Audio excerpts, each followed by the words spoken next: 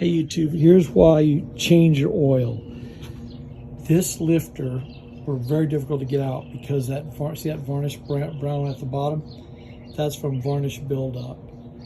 Look at the crud in the lift. This should not be the case with any lifter where you have crud in the plunger. That center thing moves up and down. The retaining ring around it is what keeps it in place from going too far up, and it should be clean, and they're not. This engine was not maintained.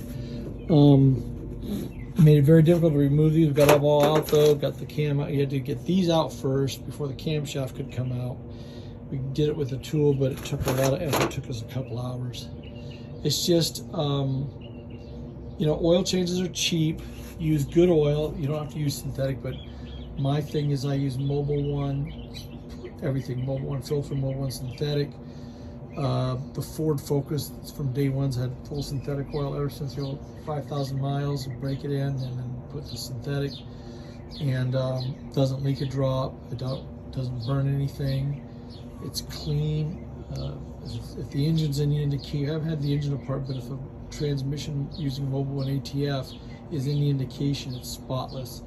If it was this style of lifter, they would just pop out in that car. But it has a different setup, so it doesn't apply. But this is, I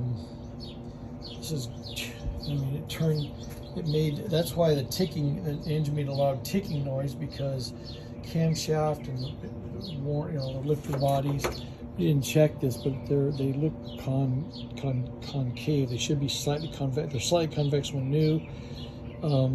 It's just worn out. It's just plain old worn out, but it could have even lasted long with proper maintenance. So anyway, YouTube, that's it. I've done one exhaust port. I started on the next, but I'm tired. So just to give you an example, what's starting off, that port is gonna, see how they start off the factory. This one over here, the two together are that's gonna take a lot of grinding to normalize those. And then this one's that way, it's much smaller than the nominal gasket. And I think I started working on that one. I'm gonna finish it up. I gotta get a polishing wheel. It's like basically for the Dremel, it's a multiple little pieces of sandpaper that slap the surface, and it's a finer grit, so they'll look nicer, but they're in good shape. The important thing is that the ports match, that the full value of the shape of the port is utilized, and that full value is determined by the gasket. And this is just, I can use a new gasket or old, doesn't matter, and just route it out to the grind it out to the nominal dimension and get more flow. Bigger hole, more stuff can get through it in any unit time. So that's just the way it works. Okay, thanks YouTube. Bye bye.